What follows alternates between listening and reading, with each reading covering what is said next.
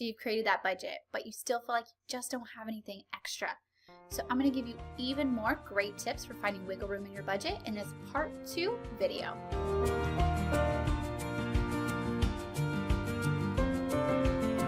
Hey guys, I'm Sami Womack from A Sunny Side Up Life, and today I want to tell you how to create some wiggle room in your budget. So this is a common question that I get so often when people start working on their budget or start adding up their debt. They feel like they just don't have anything extra to either pay towards their debt or to save whenever they first start budgeting. So what I encourage them to do is to create some wiggle room in their budget. So I had so many awesome tips to share with you guys that I actually had to break this into a 2-part video. And if you haven't seen the first part, I'm going to link to it, and I encourage you to watch it because there's even more awesome tips in the first part. So today we're going to cover tips number 18 through 33 in the second part. So let's jump right in. All right, tip number 18 is to make a grocery list. Now, I know this seems really silly, just simply writing down what you need. But the thing is that when you have a list and you shop from your list, you're less likely to go crazy and buy a bunch of things that you don't actually need. So I want to encourage you to just take a few minutes at home, make a short meal plan. It doesn't have to be exaggerated and detailed, just a simple meal plan. Actually look through the fridge, look through the cabinets, take that couple of minutes and see what you actually need before you go shopping, and then stick to your list once you get there. It sounds really simple, but this is a really great way to cut back on that grocery budget. Tip number 19. Clip coupons. I know this is totally a cliche tip to have in a video like this, but it can be so helpful with not even putting a lot of work into it. Even if you're not an extreme couponer or you just don't have a lot of time to commit to couponing, you can easily find $10 worth of coupons. Just even $10 a week, it can add up to $520 a year, which is a huge amount of money in your budget, right? So you can do really simple things like use store and coupon apps. Most stores, if they're big name stores like Kroger, for example, has their own app, and they have coupons in that app, which is so easy to do. And then you can load them right on your store loyalty card. And a lot of other stores also have these. Target has their Cartwheel app, and Walmart has their Savings Catcher, and there's all of these great apps that stores offer now.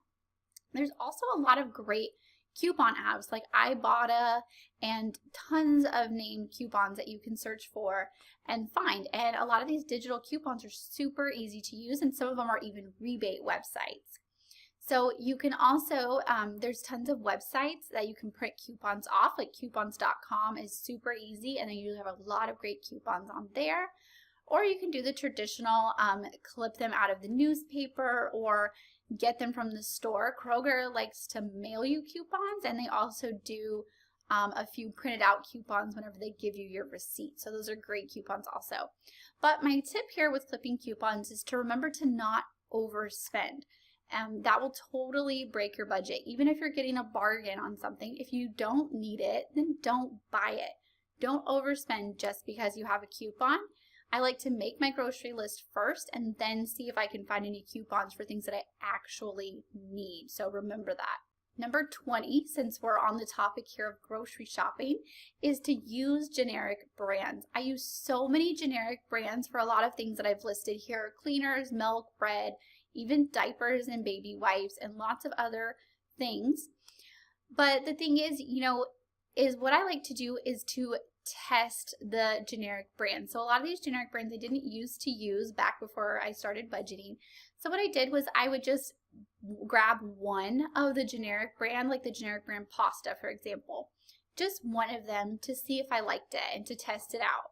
So then I decided either I liked it or I didn't, and then I would either stick with a generic brand, but if it was something that just didn't work as well, or something like a food item that my family didn't like as much, I would go to the more expensive brand, of course, but it's always worth trying out the generic brands. Compare and contrast and try to save money wherever you can with generic brands, because it's a great place to find extra money in your grocery budget.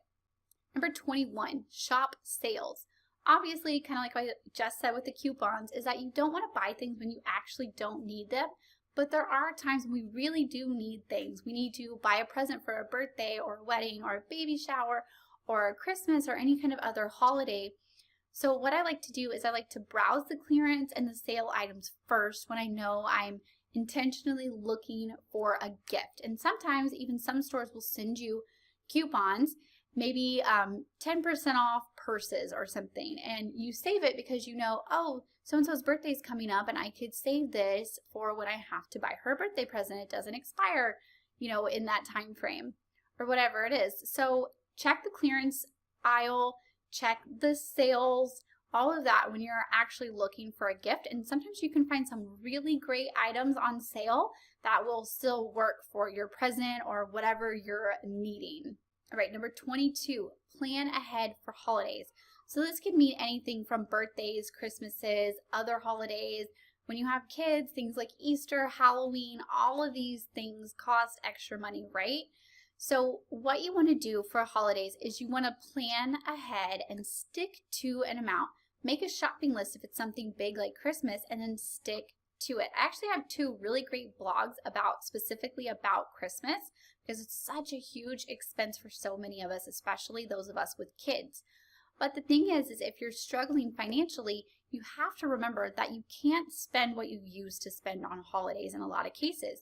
I used to go way overboard with birthdays and spend $300 or $400 on birthday parties and gifts and just the perfect outfit and the perfect cake and all of these things, and I just can't spend that anymore. My budget doesn't allow for it. So what I do is I create a budget and I stick to it. I shop sales, I home make things, we do without some things, all of these great ideas when it comes to your holidays. But the thing is that these days are coming, birthdays are coming, Christmas is coming.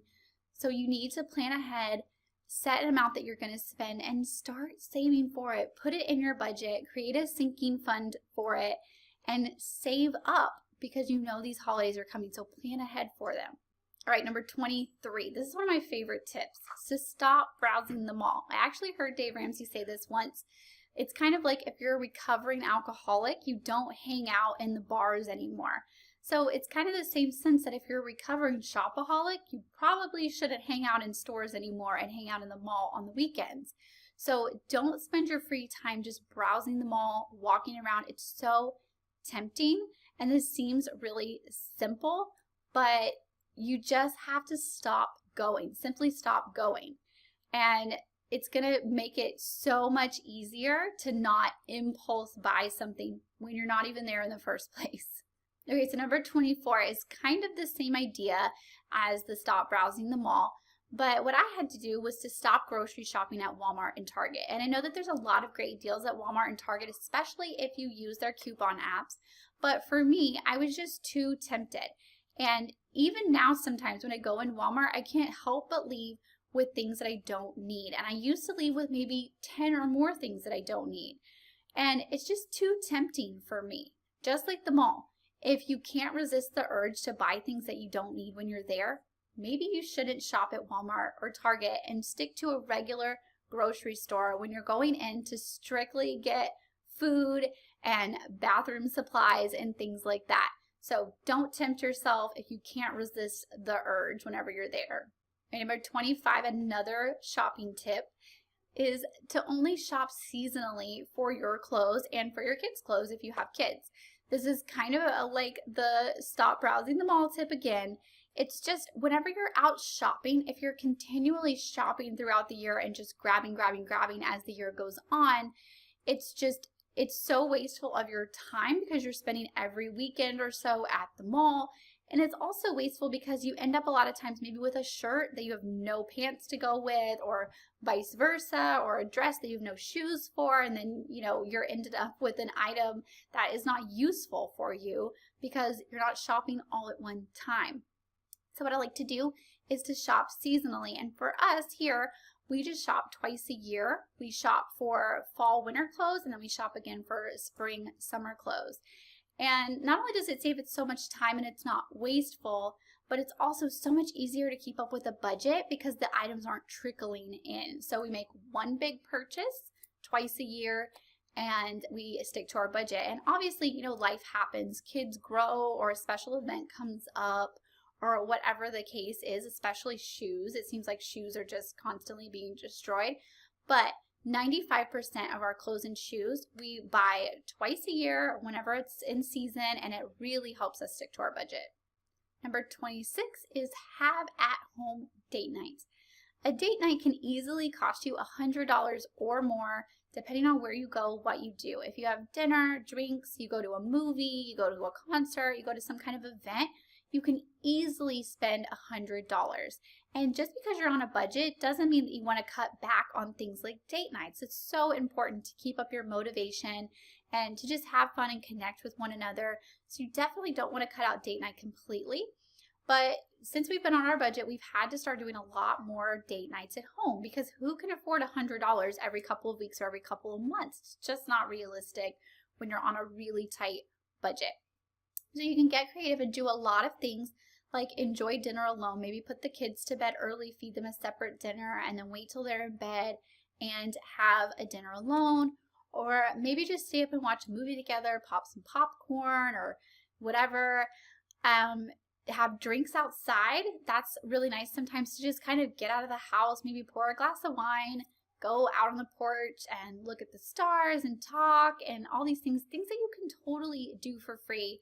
And the thing is that whenever you have kids, anytime that you're alone without your kids is basically a date, even if it's simply just sitting at home and eating dinner, just the two of you, and actually being able to make eye contact, right? So don't let date nights go to the wayside just because you're on a budget, and have at-home date nights and get creative. Number 27 is to wait for movies to come out. Wait for them to come out on DVD or to come out on Netflix or the Redbox or whatever it is, because you can easily spend over $40 going out to a movie night, a date night, or even taking the kids out so easily, especially once you start adding in drinks and popcorn and all of those things, which used to be one of our favorite things to do, but it just adds up so quickly. You can wait a couple of months and buy the movie for half the price, or watch it on Netflix, or rent it from the Redbox for like $1. So be patient and wait for movies to come out. It's going to save you so much money, and just the snacks alone at a movie are enough to break the budget. So eat snacks at home, watch your movie at home, and you can still make it a lot of fun. Number 28 is to trade babysitting duties with friends. Babysitters can be so expensive, and a huge expense, especially on date night. So on those nights that you do choose to go out and have a little fun, just the two of you, and you need a babysitter, I encourage you to ask a friend that also has kids. Maybe you guys can swap out. This weekend they babysit for you, and the next weekend you babysit for them. I'm sure that most of your friends that have kids would totally be up to this, because who doesn't love a free babysitter? So me and some of my friends that have kids do this all the time. All right, number 29. This is an awesome one, is become a DIYer. Doesn't only apply to crafts. I made a huge list here, so I wanted to remember to tell you guys all of the awesome things that you can do yourself to save money. I think this could probably be its whole own video, because this is great tips here. So there's so many ways that we spend money on things that we could totally do ourselves, like cutting our own grass, painting for ourselves, even though it's so tedious. You can save so much money by just doing some of those handy things around the house on your own. Or look up how to fix things before you decide to replace them. Google is a powerful thing, and my husband learned how to do so many handy things around the house by just simply Googling it. One time he totally fixed our garbage disposal just by Googling it and figuring out how to do it, so we didn't have to replace it. Another great thing is to bake your own birthday cakes, bake your own cookies. This is something that I'm working on improving for myself, is learning how to make birthday cakes. Birthday cakes are so expensive. So there's other things you can do, like learning how to do your own nails, get brave and cut your own hair, or groom your dog yourself, clean your own pool, wash your own car, and of course all the Pinteresty stuff that you can do for parties and crafts and all of those great things also.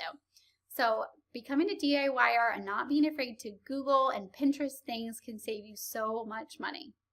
Number 30, buy used stuff. Don't be afraid to shop at auctions, garage sales, Facebook classifieds, and even resale shops. Just because it's used does not mean that it's junk. Don't be too proud to buy used stuff, especially when you can't afford it. It's not worth going into debt over things like furniture and like all of these other things that you could totally buy used if you can't afford them brand new. When we first started out our married life, we had a furniture payment of $180 a month for 11 months. And it seems so crazy to me for just furniture, $180 a month. And we probably could have had a used couch for that $180 payment, right? So don't be afraid to buy used stuff. Number 31, sell things. In the beginning of our minimalism journey, we were also starting our budgeting journey. So we needed that extra money. And what we did was we sold everything that we were getting rid of, and we accumulated about $2,000 to apply to our debt. So we cleaned out our storage building, we cleaned out our garage, our kitchen cabinets, the toy boxes, our closets, everything that we could think of. We sold our jewelry, our furniture, and our household items at auctions and garage sales. And then we sold our clothes at garage sales and Facebook sites. And we sold toys and baby items at auctions and Facebook sites. And we made so much money doing this. And there's so many great ways that you can sell things that you don't need anymore in order to acquire a little bit of extra money to be able to apply it to your debt or to save it. All right, number 32 is to find a side job. With things like the internet and all of this technology, there are so many great ways to create some extra income. So you could look into online sales or part-time jobs, weekend gigs, or even start your own business. I've heard of so many great ideas, like people delivering pizzas on weekends, even selling firewood out of their driveway. I actually heard this story one time. It was a great idea. Maybe you want to become a direct sales consultant or take up babysitting in the evenings. Whatever you do, just get creative if you really need to create some extra income and find some extra money for your budget. So don't be afraid to pick up a side job. All right, number 33, we have reached the last tip of this long 2-part video series. So my last tip is to treat yourself. No, you did not hear that wrong. Treat yourself is one of my tips for saving money. The reason behind this is if you never do anything fun, you're going to get burnt out, you're going to feel defeated, you're going to hate this whole budgeting thing, and you're going to quit. So remember to take time to treat yourself. And this doesn't have to be expensive. This can be a simple date night out or a date night in like we just talked about. This can be buying something fun from the grocery store. Maybe you just sneak in a bottle of nail polish, a new lipstick, a magazine, some fresh flowers, some candy that you normally wouldn't buy, maybe your favorite cookies, or you splurge on a steak dinner once in a while in your grocery budget. Those things that you can budget right into your grocery budget and you're not even really going to notice, and it's not going to take away from any of your extra money or any of your debt payoff money. You just put them in your normal grocery budget and you still get a little treat, right? Or find something that you can do for free. Maybe, like I said, some of the other DIY tips, maybe you pick up doing your own nails and that's your little treat, but you do it for free now. Or you pick up walking and you and your family go for evening walks, or lots of other fun, free things that you could do that you could treat yourself to keep up your motivation. Because we don't want to overdo it. We don't want to spend a lot when we're treating ourselves. We want to keep it in the budget, but we also want to not lose that motivation. And remember that this isn't a prison sentence, you guys. This is a journey, and you totally want to enjoy it along the way. All right, so I'm going to leave you with this great quote from Chris Hogan. He's one of the Ramsey personalities that works with Dave Ramsey, and he wrote the awesome book Retire Inspired. And I love this quote from him that says, "You can tell me you won't, but don't you dare tell me you can't." And I know that things are probably really tight for you right now in your budget, but I want to encourage you to take this as a challenge. You can tell me that you won't do it, but don't tell me that you can't do it. You can do it. You can find extra room in your budget. Even if you have to do something really crazy like we talked about in the first part video, like move or sell your car, or like we just talked about finding an extra job. There's so many ways that you can create some wiggle room in your budget. So you can tell me that you won't, but don't tell me that you can't. I've just given you 33 great tips, and I want you to take advantage of them and really try to free up some money in that budget. I believe in you, and you can totally do this. Hey, do you need to create some wiggle room in your budget? I'm Sami Womack, a retired auctioneer and hoarder of bargains turned budgeting coach. And I want to tell you how I flipped my clutter into thousands of dollars worth of extra cash to help pay off my debt. I want to invite you to join me in this free live workshop where I'll share all of my insider tips for getting top dollar for your extra stuff.